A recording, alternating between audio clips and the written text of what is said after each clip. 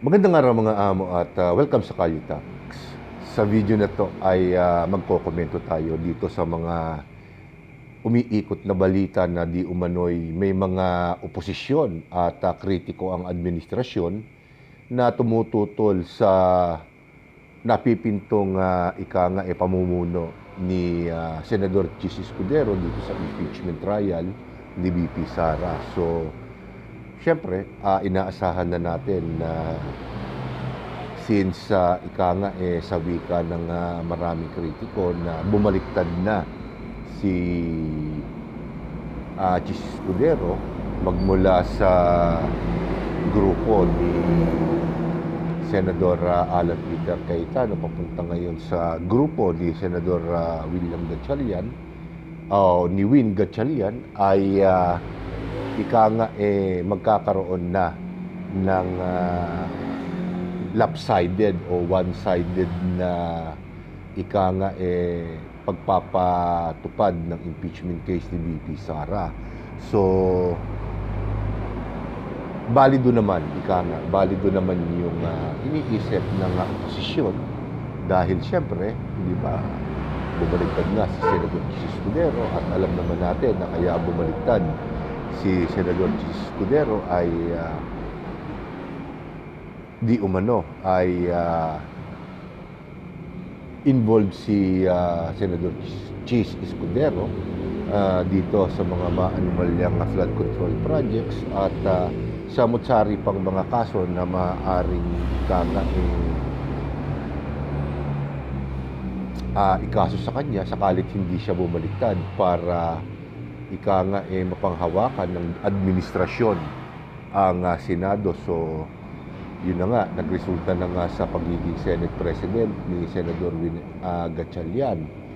So, marami ang tumututol siyempre dito, pero siyempre ang pinag-uusapan dito, unang-una sa lahat ito ay isang trial proceeding, isang impeachment proceeding na kung saan ay mangangailangan siyempre, di ba? Mangangailangan pa rin ng isang knowledgeable pagdating sa paglilitis. At alam naman natin na si Senador Chis Escudero ay bukod sa abogado ay may mga karanasan na rin siya pagdating sa impeachment. So, para sa akin, huwag naman sana magagalit yung iba, lumulugar lamang ako doon sa kung qualified, hindi ba? Kung qualified yung isang tao at nakikita ko naman na qualified siya. Ngayon, pagdating naman doon sa kung kumikiling si Senador Escudero o kung kikilingan niya ang tuluyang pag-impeach kay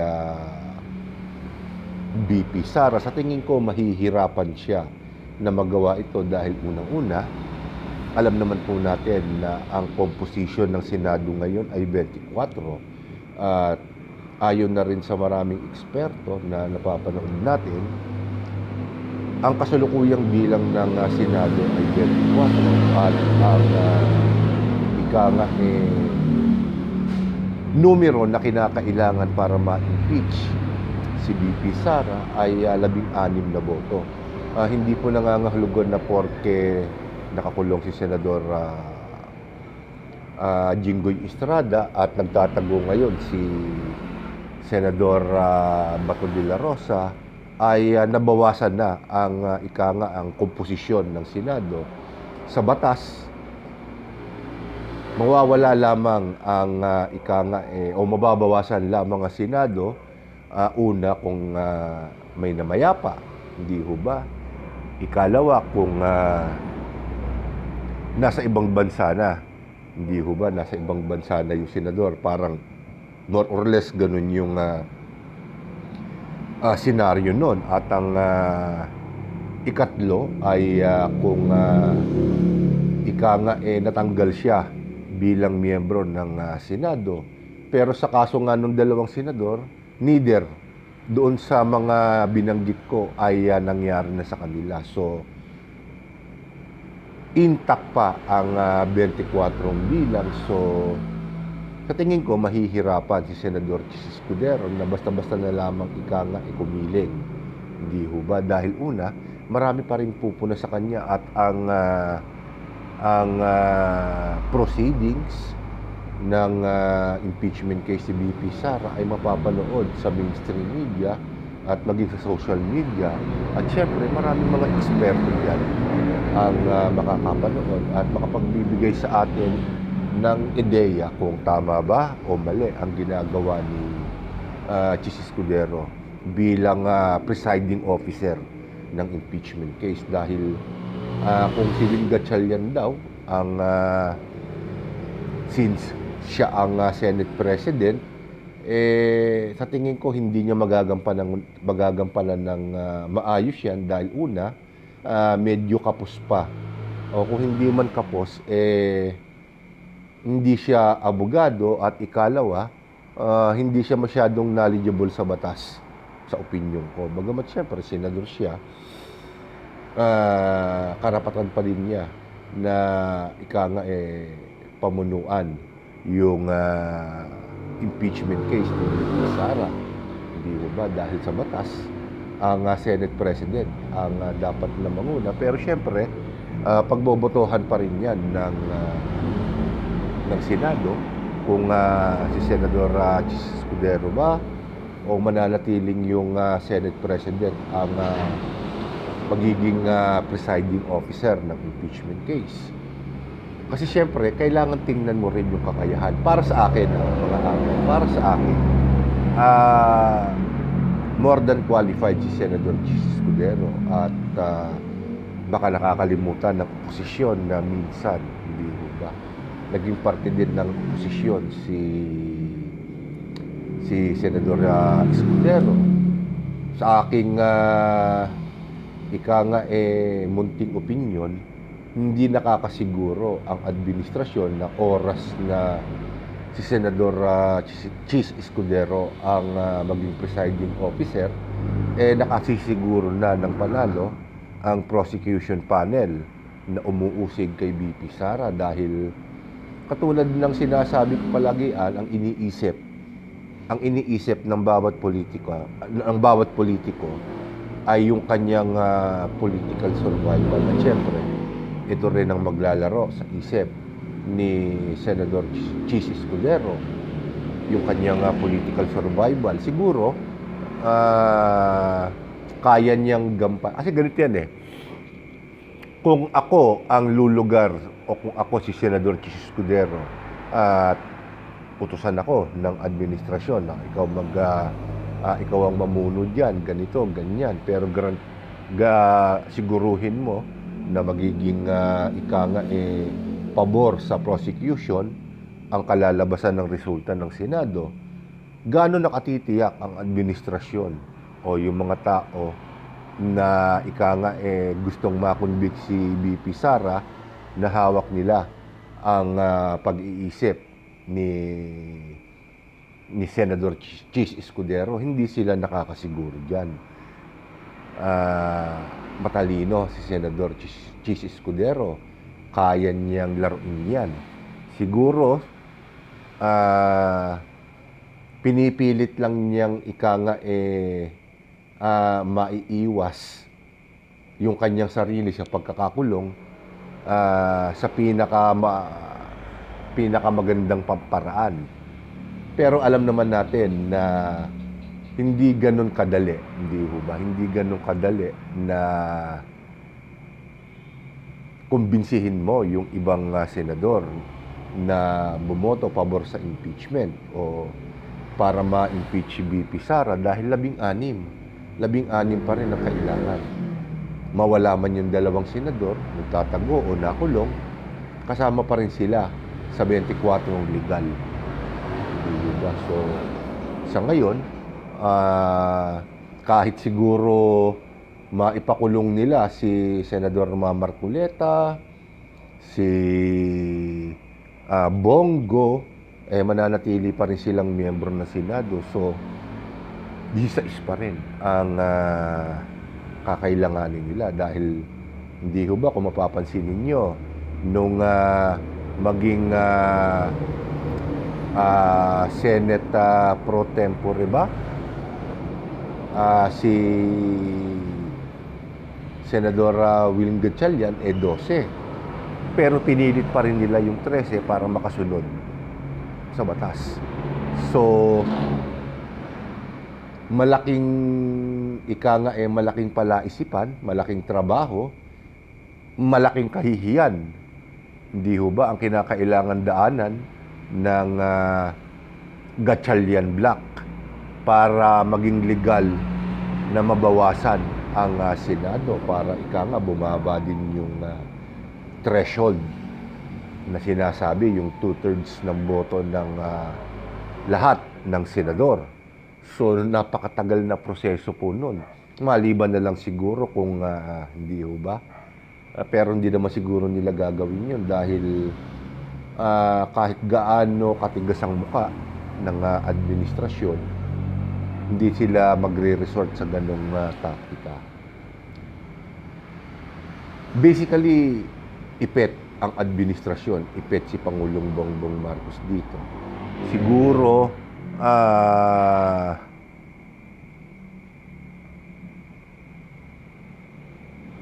mag-isip man sila ng paraan, at tingin ko mahihirapan sila. At meron pa akong napanood na balita na di umano ay pipilitin nilang magtagal yung impeachment proceedings ni VP Sara at may mga bali-balita na pinoproject nila na 3 to 4 months aabutin yung impeachment. So basically, parang sinabi na rin ng kung sino man sa balita na yon na itong impeachment case ni VP Sara ay gagamitin nilang entertainment para mabaling ang atensyon ng maraming tao magmula sa flood control scam papunta rito sa impeachment case ni VP Sara. Sa tingin ko, gagawin nilang entertaining ito. Hindi lang natin alam kung paano. Pero ang nakikita kong pinaka-purpose nun is malihes ang atensyon ng tao. Tandaan nyo, sinabi ko noon sa mga unang vlog ko, pabor ako sa impeachment trial ni VP Sara. Pero kung hanggat maaari, huwag magtagal. Abutin lang ng mga 1 buwan o 1 buwan at kalahati sa pinakamatagal, magkaroon na ng desisyon. Pero kung sa balita na yon na aking napanood ay 3 to 4 months abutin, bilangin lamang po natin dahil mag-uumpisa ang impeachment trial July. So kung 3 o 4 na buwan, July, August, September, October, November, tama ba ako? July, July, August, September. Kung 4 na buwan, October. Magmula September hanggang October, ang mga bagyo sa ating bansa ay bumababa na. So, masyadong konti na lang yung mga lugar na makakatikim ng baha nun. At lalo pat may El Nino ngayon. Baka September lang, wala nang bagyong puminsala sa atin. Sana ganun nga. Pero ang ibig ko sabihin, kakainin ng impeachment trial na to yung 3 o 4 na buwan na kung saan makakaranas ng mga pagbaha sa ating bansa at gagamitin itong impeachment trial na to para malihes. Hindi ba? Malihes ng todo ang atensyon ng tao. Dahil alam naman po natin na kapag kami bumabaha, o ngayon lang, mga thunderstorms pa lang yung dumadaan sa atin, Valenzuela, lagi ko nakikita sa social media na lumulubog. Sa probinsya, meron na rin mga baha na hanggang Binte, hanggang Bewang, wala pang bagyo yun. At syempre, palagi ang tinatanong ng tao, pag nakakaranas ng baha, nasaan yung flood control? So, kumbaga, nananariwa ang hangarin ng tao na mapanagot yung mga tao nagnakaw ng pera ng bayan. So, gagamitin nila itong impeachment trial na to, pahahabain nila ito para magsilbing entertainment, panglihes, atensyon sa aking opinion. So, hindi magiging maganda yon either way sa administrasyon. Hindi ba? Sa tingin ko, kung qualifications din lamang ang pag-uusapan, si Escudero sa tingin ko okay na. Pero dapat mag-isip din si Chis. Hindi ho ba? Dahil abogado siya. Alam niya kung paano niya maididiskarte ng maayos to. Matatapos ng maaga. Pero kung paaabutin niya ng 3-4 na buwan ito, sa tingin ko mahihirapan siya. Di ba? Lalo siyang masisira. So, hindi ko nakikita na gagawi ang kanyang atensyon papunta doon sa senaryo na yon. Pero kung si Senador Win Gatchalian naman ang ilalagay bilang SP, tingin ko hindi rin niya sa tingin ko kapag ginawa naman ni Senador Gatchalian yung 3 to 4 months na trial, sa tingin ko hindi niya na mararamdaman yung batiko sa kanya kasi ang maikakatwiran niya, hindi naman ako abogado, wala akong masyadong alam dito, so nagkakamali. So kaya ganyan umabot ng katagal since political trial ito, may espasyo sa pagkakamali. So, makaka-adjust. Alam naman natin, pagka-adjust, nag-a-adjust ka na nag-a-adjust, kumakain ng panahon yan. So, baka yung 3 to 4 months, maging posible kung si Senador Win Gatchalian ang tatayong presiding officer. Pero kung si Senador Escudero, sa tingin ko hindi niya gagawin yun dahil mapupulaan na siya ng todo-todo. Kumbaga, totally sisirain niya na yung kanyang political career. Huwag lang siyang mapag-initan ng administrasyon. Well, huwag naman tayo maging dito. Hindi ba? Alam naman natin na kaya siya bumaliktad para maiiwas niya yung sarili niya. Nagkakasuhan siya ng administrasyon. Ganun yung Senador Joel Villanueva. Bilang tao, maiintindihan ko sila, hindi ba, na mamaraan para makaiwas sa ganung senaryo. Pero syempre, sila ay mga public officials at napakadalas nilang magsalita sa harap ng kamera na para sa taong bayan yung kanilang ginawa. So, wala nang bumibili nun. Hindi ho ba? Wala nang bumibili ng mga ganung BS na katuwiran. Ngayon, babalik naman tayo, syempre, doon sa kung sino ang dapat na maging presiding officer ng impeachment trial ni VP Sara. Sa tingin ko, isang abogado na makaranasan ang dapat. So, ilan lang naman sila diyan. Si Pangilinan is a lawyer. Kaya lang, noted na siya na kapag siya ang naging presiding officer, hindi convincing yung